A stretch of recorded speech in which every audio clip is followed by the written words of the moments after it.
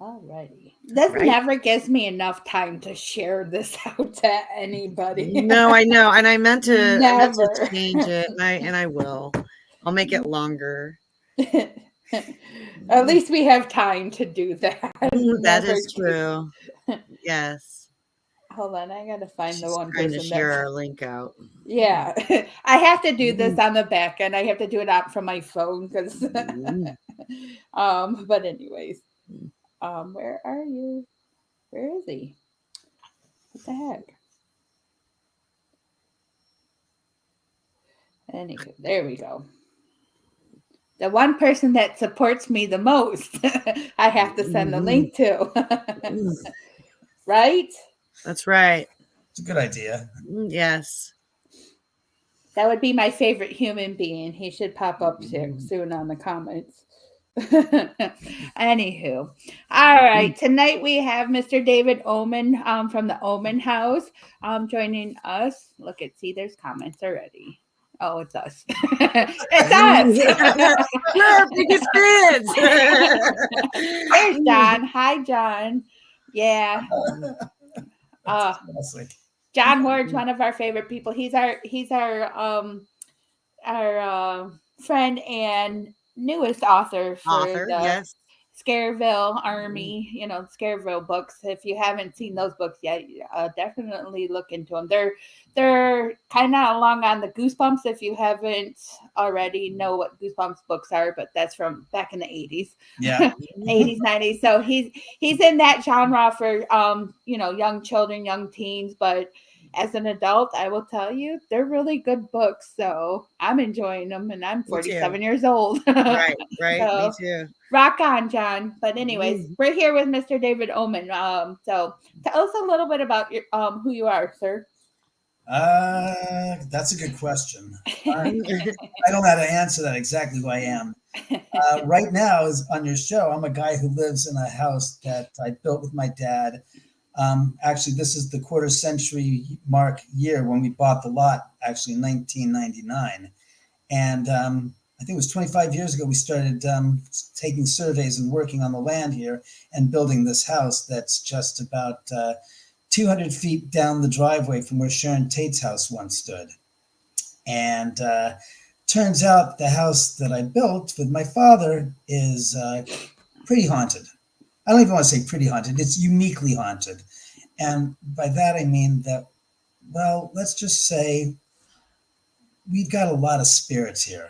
And nobody died here. Let's just set the table straight here.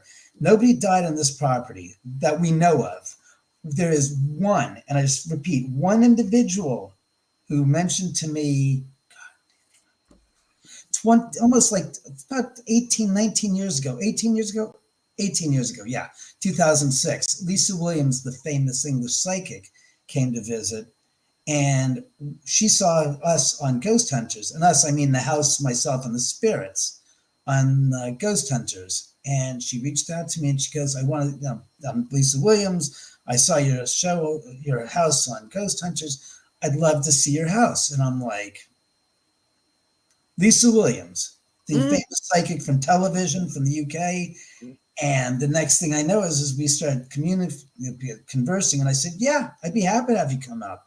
I said, but on one condition. You can't bring up your television crew to shoot a show here. Because I really wasn't looking to do that. And she agreed. So it was just her and her manager, and they came up. And I will never forget it. She comes in the house, and she looks into the dining room. From the dining room, she looks through the living room into the den. It's a very open floor plan. And she sits there, and she's like seeing something. And I'm like alert to see that she's like going. And I'm looking in the direction. I'm thinking, okay, I know where she's looking. She's looking in the bar. And she looks at me. She goes, oh, I want you to tell you, goes, there's a lot of spirits in that room. And I'm like, going. And again, I'm squinting, going, what is this? I can't see the pattern in that stupid collage, posters. It's like, oh, do you see the swimming dolphins? I'm going, it's like going, I can't see a gut, I can't see anything here. So I sort of said, go on. She goes, well, she goes, I see Sharon Tate. And I'm like, and she goes, I see Jay Sebring, I see Rudolph Valentino. and a bunch of other people. And she goes, oh, over there, I see a group of Native Americans around a campfire, and they're conversing amongst themselves. And I'm like, if there's a campfire in that room, tell them to put it out. I'm thinking to myself, you're going to burn. She goes, no, they're on an ethereal level. They're not here, but they're here. And I'm like, okay. So she basically goes on to say, they want me all to tell you that they really appreciate you letting them stay here. And I did this is the expression of me. I'm listening to her say this. I'm going like, huh? And I said, well, Lisa, I said, let's be honest. I said, no one lives forever. So far be it from me to say, I'm going to find a way to exorcise or remove all of these spirits from this house and then get to the other side when I do eventually pass and then have them say, hey, look at those here. It's like guy David Oman. Do you remember what he did to us back in the day when he kicked us out of his house? Well, we're going to spend all eternity getting your ass kicked all over this freaking world. And I'm thinking, I don't want that to be the way it ends for the rest of my eternal life. And she looked at me and she grimaced and smiled. She goes, I understand now. She goes, well, they really just want me to tell you that they really appreciate you letting them stay here. And I'm like, I said, and I said, furthermore, I don't really find them to be a bother. Now, mind you, this is 4 years, only 4 years of me living here. And I think at the time I had 2 English television shows come out, which was Searching for Satan, and which aired on June 6, 2006. So it was on 666. Nice. And also, you get a load of this. It's never re-aired again, okay? Obviously, you can't change that. And then Dead Famous Live, Ghost Hunters, and I think at the time we were just about to do My Ghost Story. I think I did My Ghost Story. So those are 4 shows.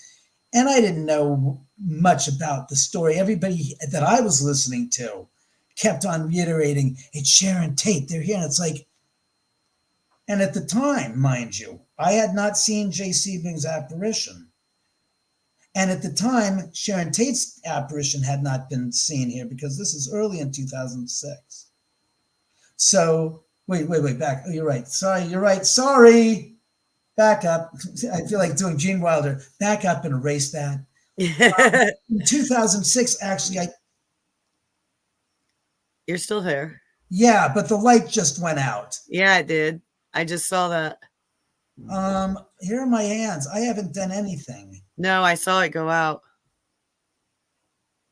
They don't like you talking about it. I'm sorry, I don't get scared. I get freaked out. Big difference between scared and freaked out is like, boom, it's like, and then you're like in the middle of it. Scared is a long-term procedure. You're just scared for a long duration. That didn't scare me. It freaked me out. And it's like, okay. And then I process it. It's like, all right, they're here. Fine. And I hear them say, yeah, it was us just fucking with you. Oops.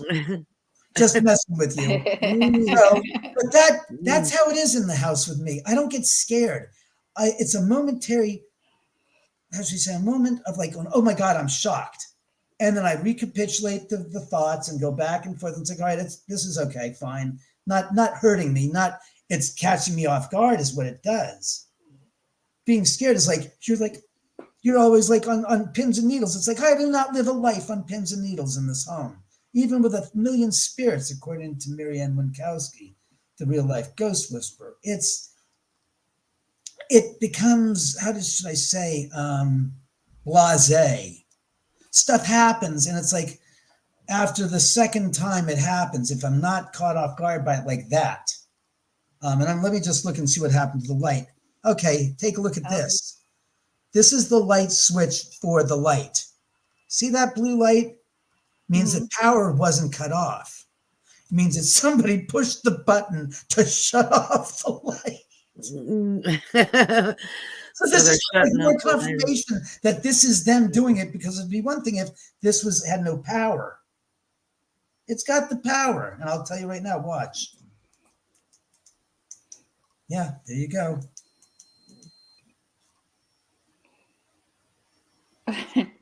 Would you guys mind? It's getting to be a nuisance. I'm not really choked up.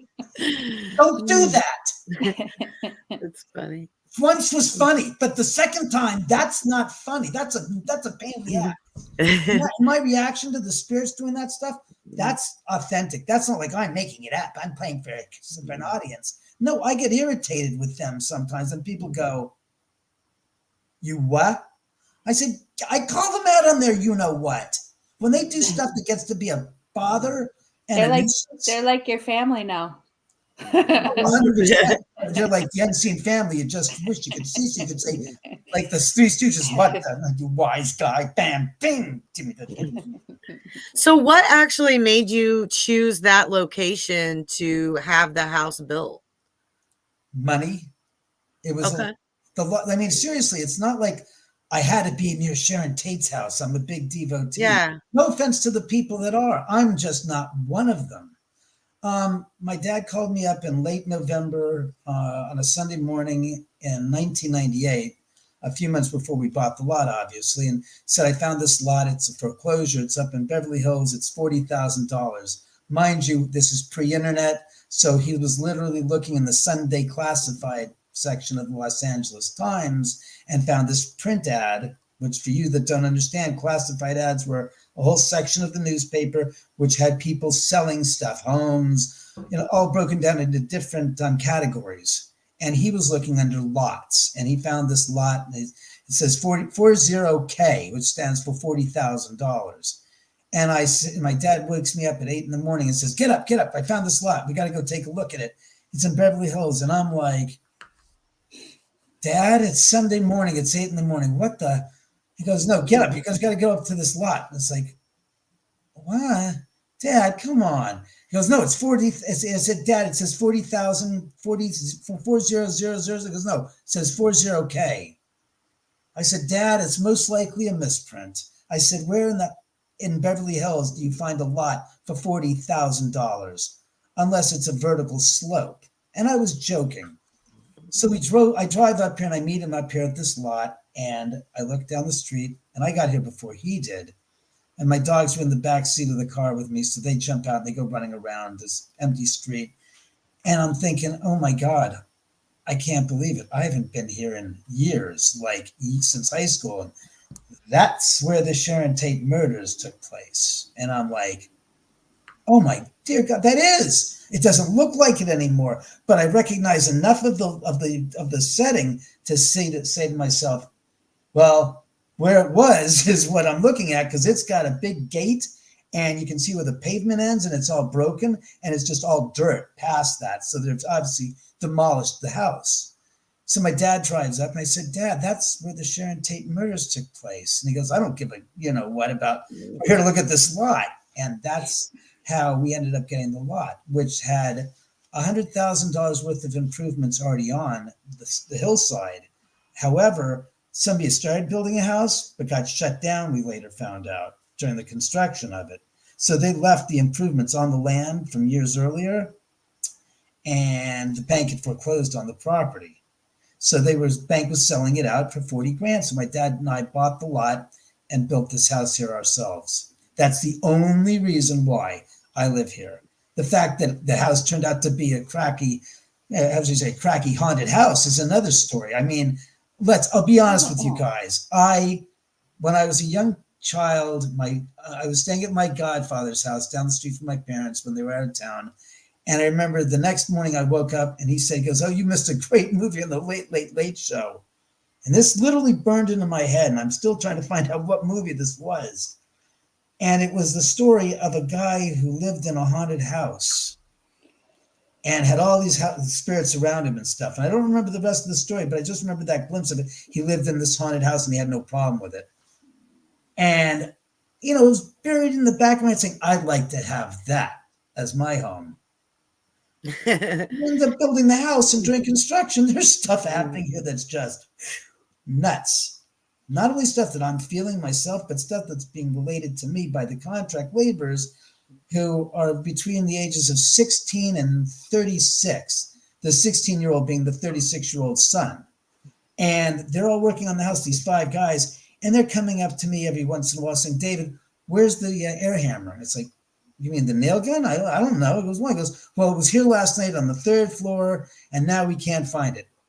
couple of hours later, they'll come back to me on the job site saying, we found it. It's on the second floor in one of the tuckaway areas. And I'm going, what do you think, that I moved it? He said, I don't do things like that. This is a construction site. I don't play, games and do things like that.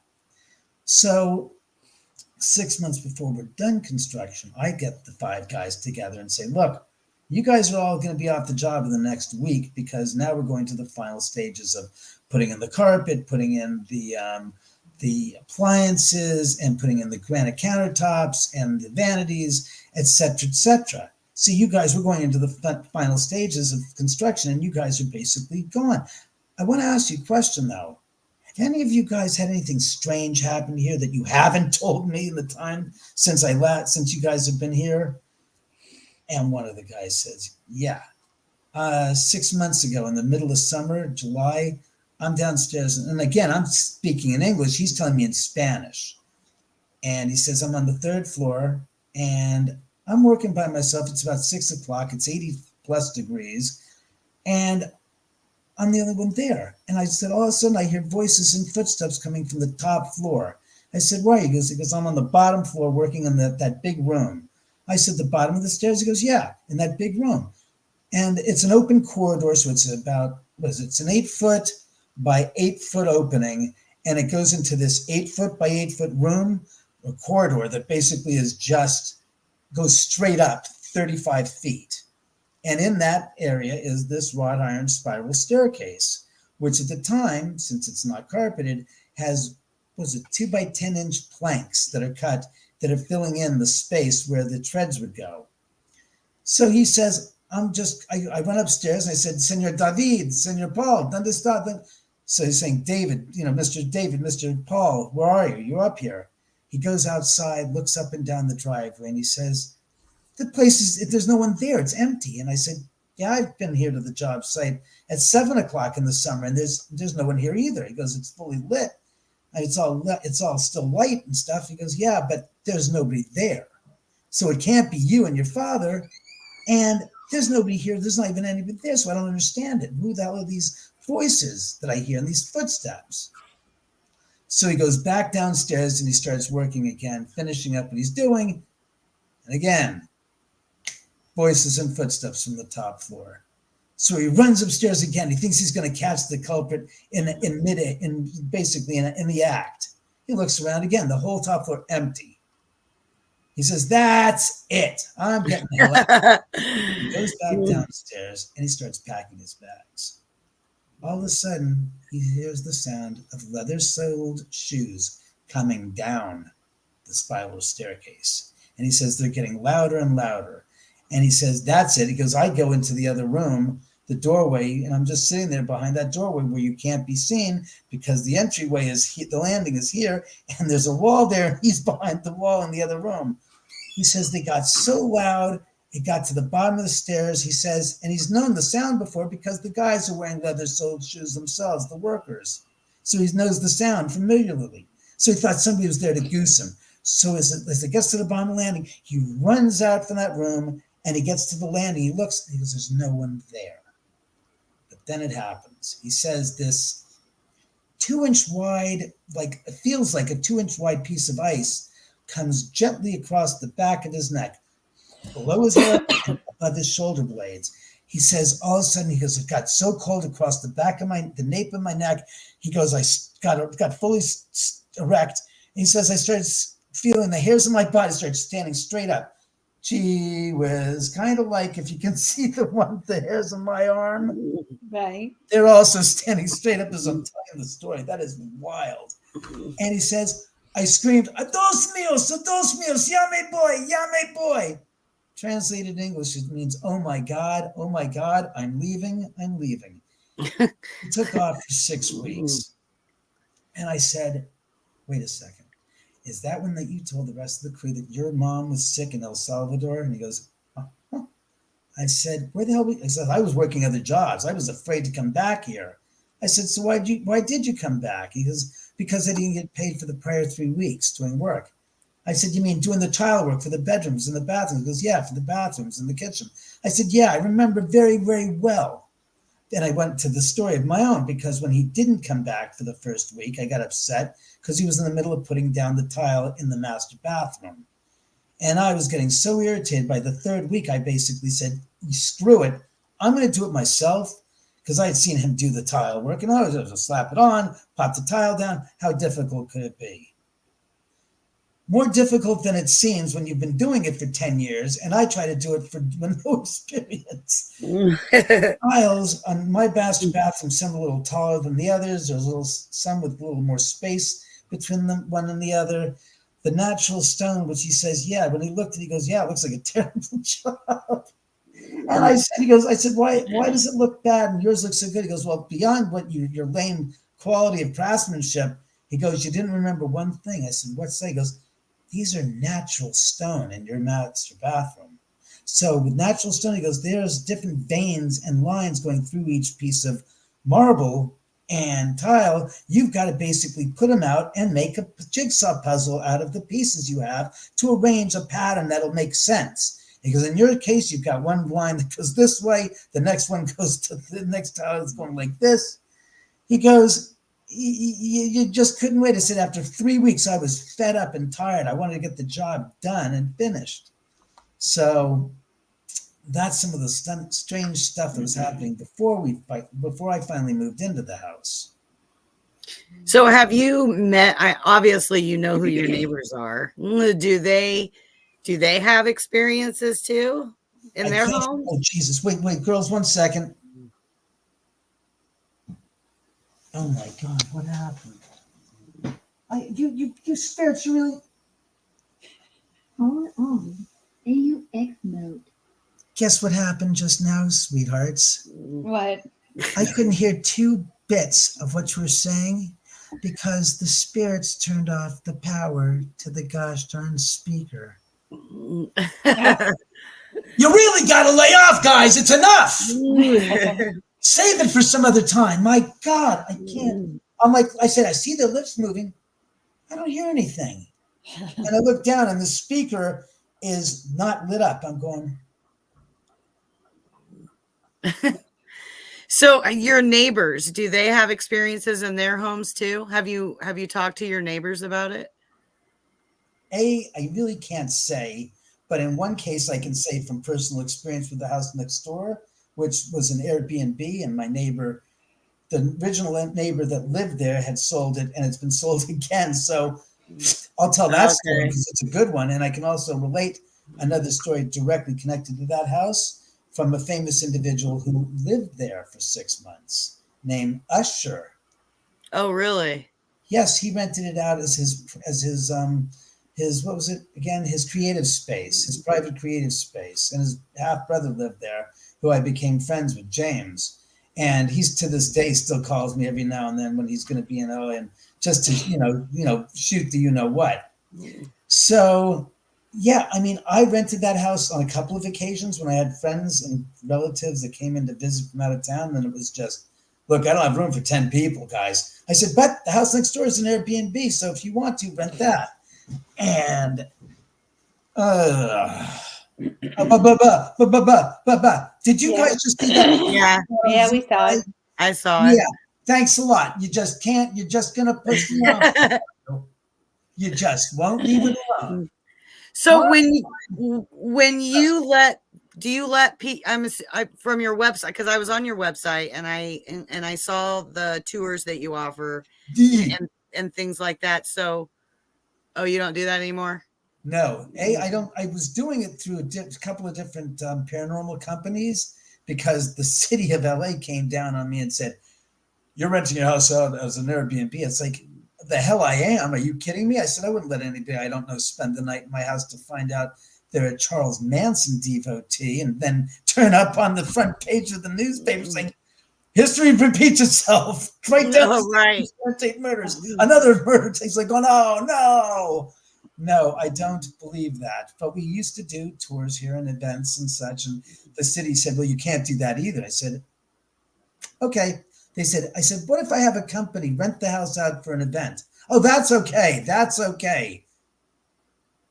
I said, how's that okay? Because, if you want to do tours at your house, you have to get a business license and da-da-da-da-da. I'm saying, No. I'm not going all that. I'm not going to say, because I don't really want to do that. I'm a film producer. I made a movie about my experiences here, but I certainly don't want to be, become like Mr. Zach Baggins and his haunted museum. I just, yeah. Or the Winchester Mystery House. I just didn't want to do that. Yeah. So, but what I do is I do rent the house out. Somebody says, look, I want to have a birthday party. Oh God, thank you for reminding me. Yeah.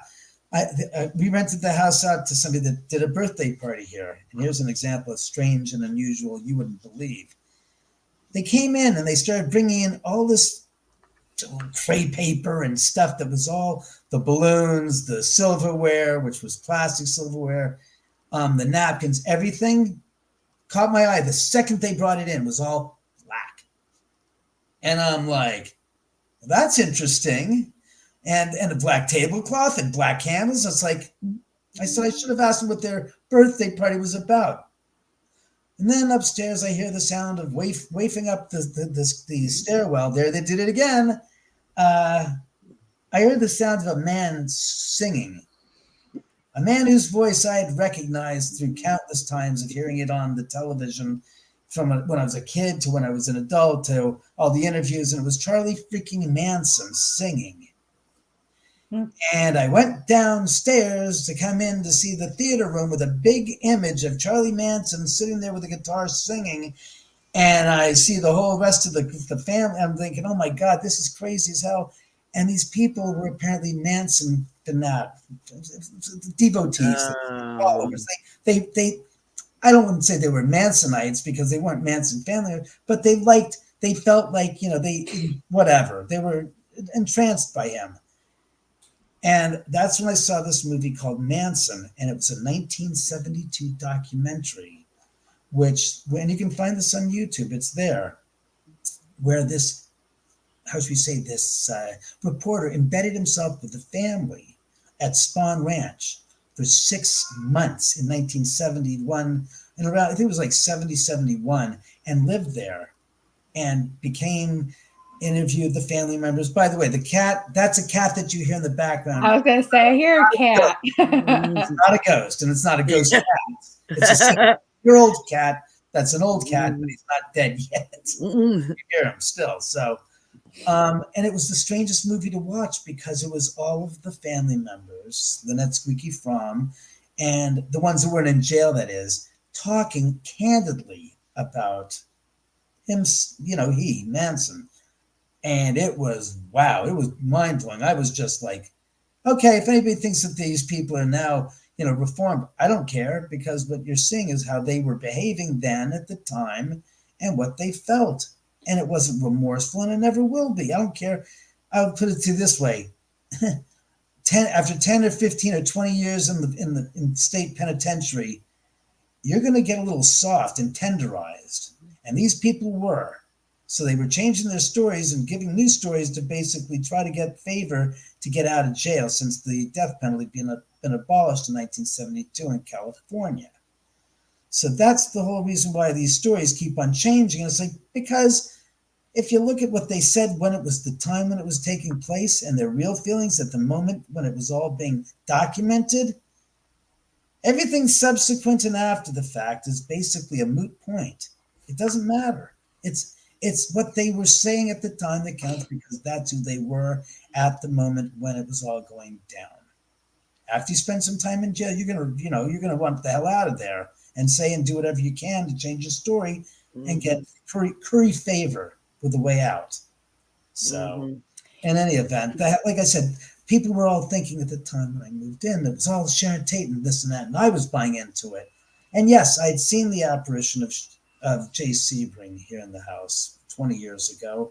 And a friend of mine whose first visit here saw, quote unquote, my girlfriend, as she thought it was, walking from the den around the bar counter, turned and looked at her, maybe about 15 feet away from her, sitting where my friend was sitting, Alma Carey, is the woman's name. She was sitting at the dining room table. And she turned and she looked, and she says, our eyes met. And she was a lovely girl, she said. And I'm going, tell me more. And she goes, oh, she was 5. I said, describe her to me. I said, tell me. She said she was about 5'6", had long, blonde, straight, blondish brown hair, went down on her back, and it kind of like gathered at a point. All she saw was this long, straight at the face when she was looking at her, because that's when she actually looked at her, she said, and she was wearing a white type of a cotton blouse. It was kind of, had embroidery or something. I said, yeah. And she goes, and she was wearing some kind of like a skirt, above the thighs, and she had nice shapely legs, and she acted like she owned the place. She turned, she looked, she smiled. She turned back and then walked down towards the stairs and went down the staircase. And this is during the very, very first, and this is during the first investigation here on August 9th, 2004, the 35th anniversary of the murders from down the street. And I look at her, and I had never met her before. I said, well, there's a little problem with that. I said, my girlfriend is 5'11", has chestnut brown hair, long and straight, and has absolutely positively no interest whatsoever in the paranormal. Therefore, she is not here tonight. And I then showed her a picture of Sharon Tate, and she goes, oh, that's the girl. And I said, and I was like, not a chance. So we went through the house and looked at every exit on the second floor and the third floor, which is only 2 exits and entrance points on the house besides the front door. And both of those were dead bolted from the inside. Wow. So there's no way she could have gone out and locked the door. So that was the first person who saw the apparition of Sharon Tate. And at that point, we all believed that the house was, it's a Sharon Tate. As I've grown to live here now 22 years, nothing could be further from the truth, in the sense that, yes, they visit, but they are far, far, far, far, far from the only spirits that frequent this house. Now, why do you suppose Sharon Tate frequented your house when she wasn't murdered on the property? Because that whole, what you just said is cocky pock, BS, nonsense, myth, diluted, through centuries of myth making by people and authors, and trying to make sense of the unknown, and trying to, if you think about it, it's a human egocentric point of view. When you think about things, about how we treat the paranormal and how we ascribe to them human traits, and it's like, if they're anything but human. They do not have the conscripts of human beings in any way, shape, or form. From what I've seen after 22 years of living here, the ideas that we have propagated, like they can lie. It's like, no, they don't lie. You want to know why they don't lie? Because spirits have no ego. They have literally no skin in the game. There's no game for them. The idea that a spirit's going to have to lie. What? Okay, let's play this one out, which humans don't like to do in real terms, especially conspiratorial people and people of myth. If you're going to say A, then B, C, D, E, F, G, H, I, beyond that little comment, have to fall in line. If they don't, you're at a loss, because your point can't even be defended on more than one level, which is your construct of this is this. Well, if that's that, then everything else has to be. And if a spirit going to lie, okay, let me ask you, what's in it for them? Are spirits trying to gather humans to die so you can get to where you're going to go anyways, but sooner? Are they trying to make you join the club? Do you think spirits? No, but I believe how a person is on Earth is how they're going to behave in the spirit world, and that's my opinion. It's fine, but we're all energy. Our bodies just hold our energy in, and where does our energy go when our bodies die? But so I believe. I mean, that's my belief. So I mean, I understand your belief, but again, that's a human condition. They are not human any longer. So again, where's the butthurt in their end that they need to do something to be devious or deceitful as a spirit? Where's the benefit to that? Again, I speak of it in clearly rational terms, which people in most realms of the paranormal community have a little problem with, which is when the people of the Loch Ness Monster theory, which I was once of, start to realize that the gosh on Loch Ness itself was only 10,000 years old. And then they go, what do you mean? I said, that's the age of that little lake there. It's only 10,000 years old. It's not 10 million.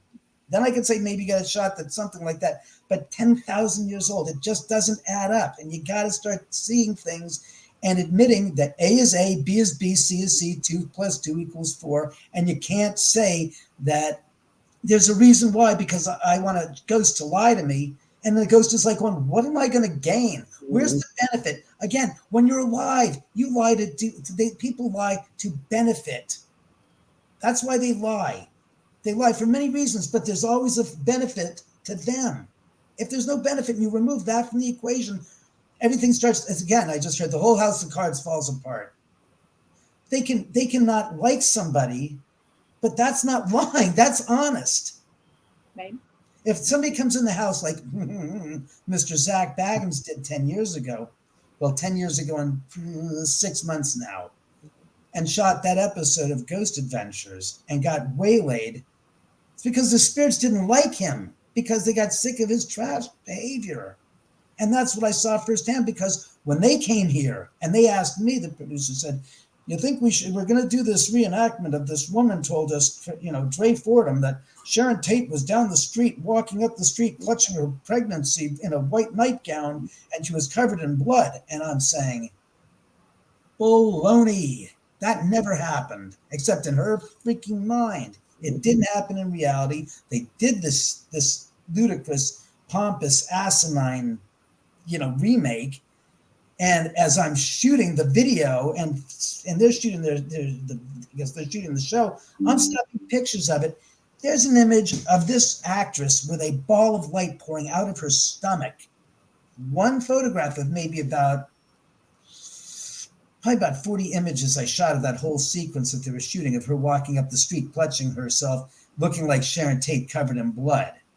And I got chills up and down my spine saying, that's it.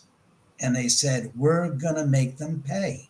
Something to that effect, that it was basically, they crossed the line. This is just sickening. And at that point, I said to them the day before the investigation, which was that night, afterwards, I said, you guys are going to be in for some deep. I said, why is that? I said, you guys are in for some deep, you know what? And he goes, why is that? Why is that? What? I said, because that reenactment was so scathing and so disgusting. I said, I just had a feeling I had to tell you. So when they shot that episode, the next night shot the investigative part of the episode, they were down for an hour while their equipment had all failed, including the backup batteries in the car, in the van, all of them dead. So when you see the episode and I go to the top of the stairs and I'm basically, asking the spirits out, that's the second time I did that. The first time I went in on my own volition, looked down the staircase and said, please don't you dare, you know what? I was cursing a blue streak at the spirits. And I was ferociously pissed because I was so irritated that I knew what was going to happen. I was trying to say, please don't you dare kill them. And I did. I said, I want you to F with them. I don't want you to molest them. I said, please don't, please don't. Producer comes and goes, what the hell? I said, that you think that was some kind of an act? I said, I didn't see any cameras around. I said, I did that to protect you guys because I am terrified you guys are going to get hit over the head with a frying pan. I wasn't kidding. I was dead serious. So they said, well, they then went to roll the cameras and goes, oh crap, everything's dead. I said, what do you mean? He goes, and then he says, well, our batteries are dead. And the guys are saying, yeah, my batteries are dead. Right out of the chargers in the van that were hooked up to the house power. Then they said, we'll have to stop for an hour and restart in an hour after we get all the equipment charged. And then they started at 10 o'clock. And at 1 o'clock, they walked out. They walked right out. They ran out of the house at 1 o'clock. It's 1:10 in the morning. I'm outside the whole time. They wouldn't let me in. And I hear these heavy footsteps coming up the stairs and then walking towards the front door. And I'm looking at my watch saying, it's 1:10. What the hell? And they're walking and said, well, they marched out in single file. And there's Zach and there's Aaron and there's Nick. And they said, well, we're done. That's it. We're done. We're out of here. I said, you got 3 hours left on your investigation of your lockdown. And they said, no, we have enough evidence. We're fine. We're done. We're finished. They spent the next 3 days and 3 nights here in LA that was unplanned in the hotel room, sick as a dog, couldn't leave. Wow.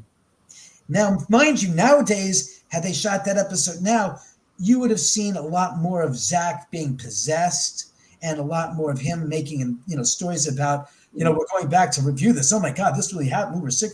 He won't discuss that now because it's such a threat to him, because he knows that I know what happened and he doesn't want to make hay about me because he hates my guts, because I've still been here and still am here 22 years after, later. 12 years after they shot the show, and I'm still here with having no problems. And that's what's funny about it. It's like this is what I'm trying to say to you. If again with spirits, people say they're trying to possess me. It's like, let me ask you a question. If they're trying to possess you, what makes you special? Because once you separate here's the thing, and think of it this way, kids. If you take the body and soul and you split them, body, what does that represent to a spirit? A lot of pain, because a lot of people, when they died painfully.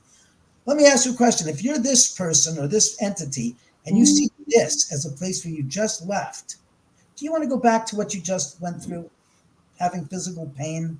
Oh, but you're going to say, oh, there's joy in that. Because, yeah, but to the spirit, that's not how they're perceiving it, I don't believe.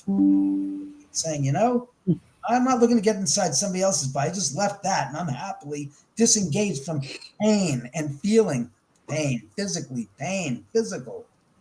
So that's why I say to people, and Nick Groff's associate, Aaron Sakers, Aaron from Ghost Adventures, said to me when he was here, I'll never forget speaking of this. He goes, well, I openly ask spirits to occupy my body.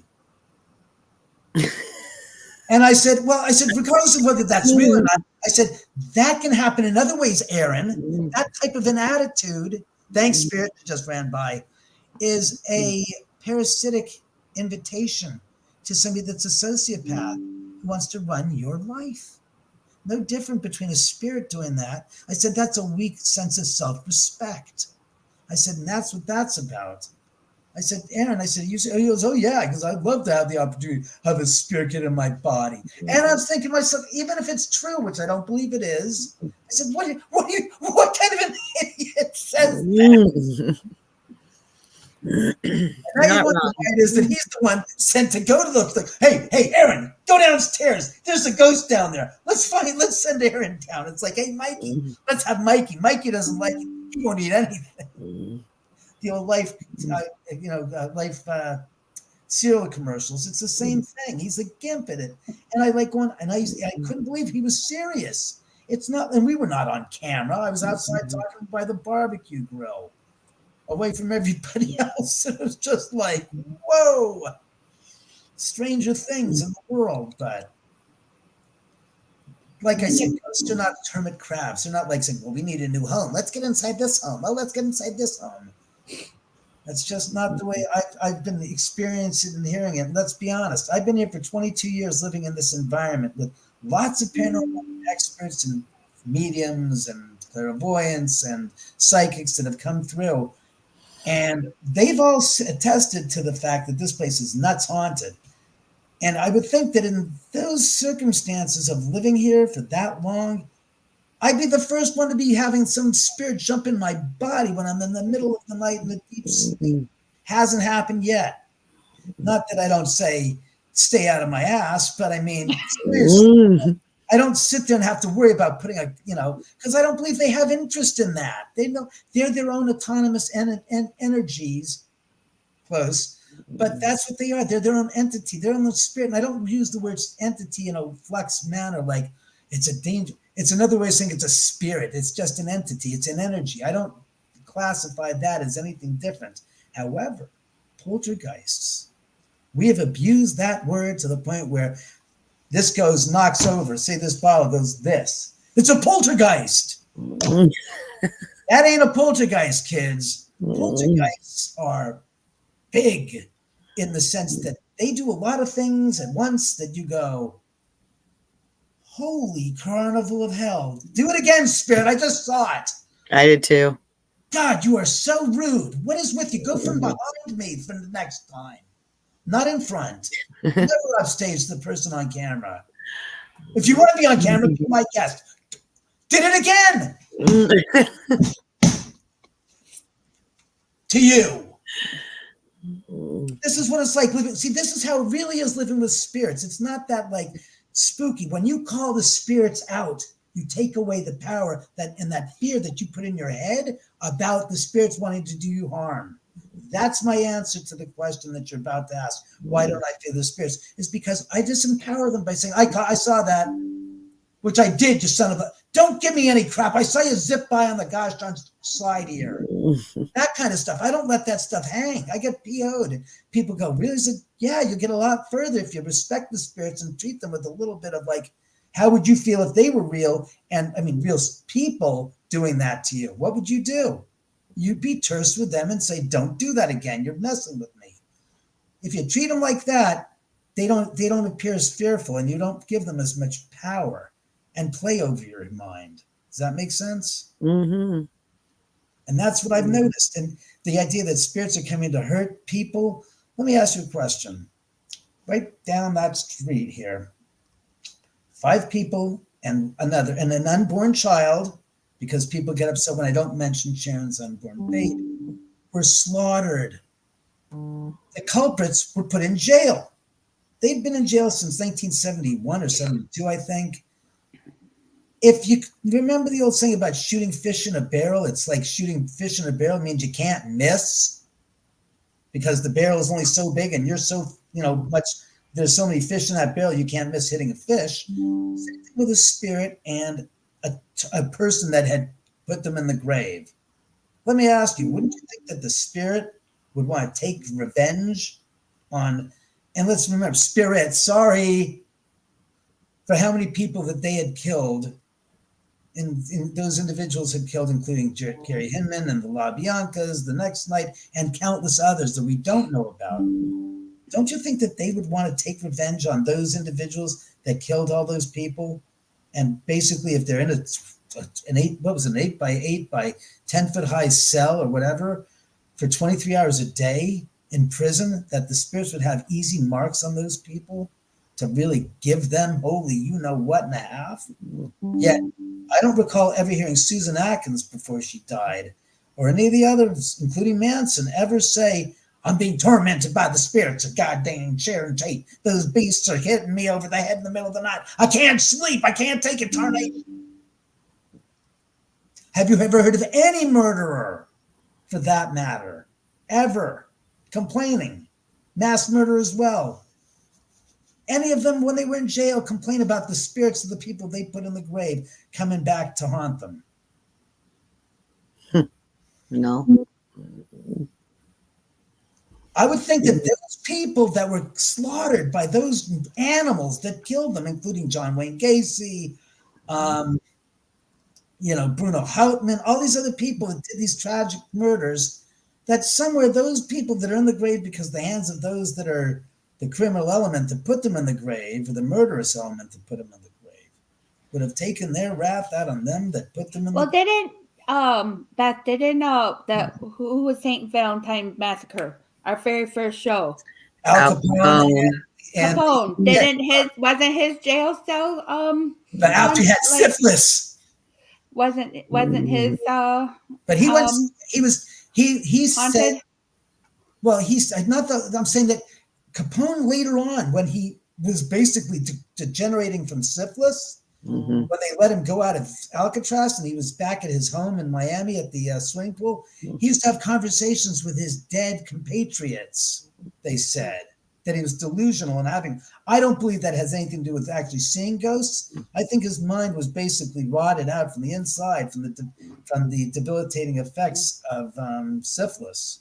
Is why that was. But it was famously reported that he used to have conversations with Bugs Moran and all of these other people that he had killed and other compatriots that, he was had put in the grave. So, but that's the only person I'd ever heard of that. But again, asterisk, syphilis does terrible things to the mind. It's true. Well, we only have a few minutes left. Oh, God, no.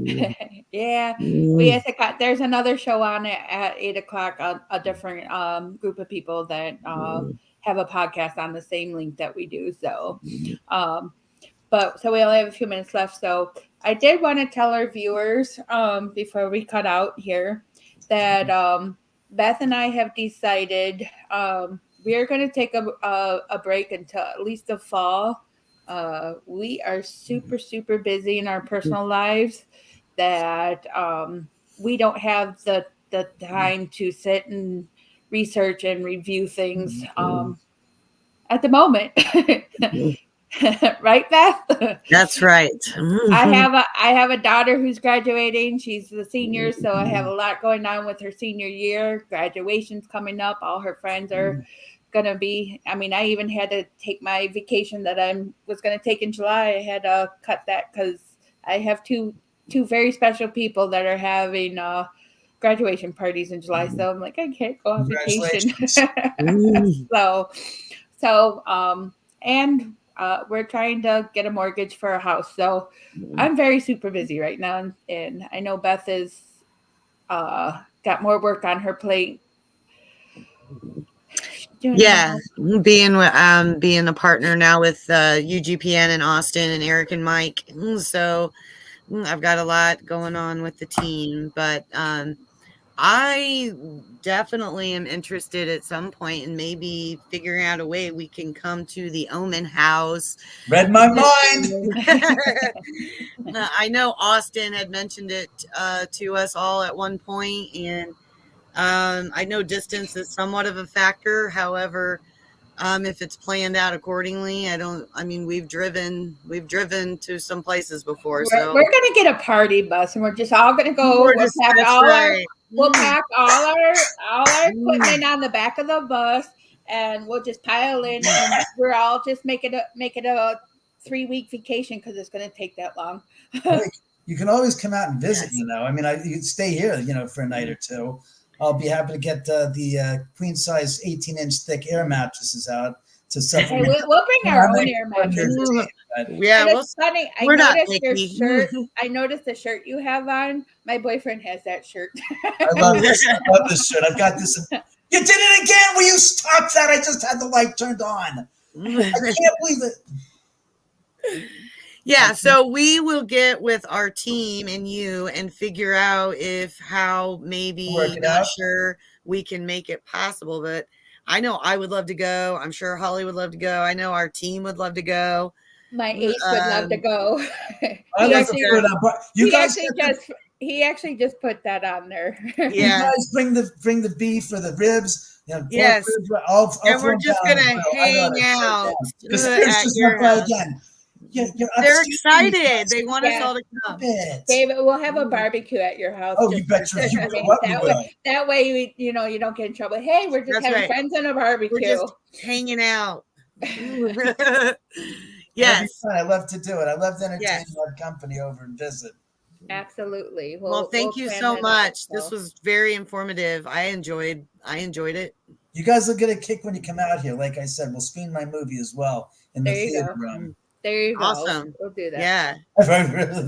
Already booked a flight. No, we're taking a bus. I know, right? I better be sitting next to you, honey. That's all I gotta say. Drop a pumpkin.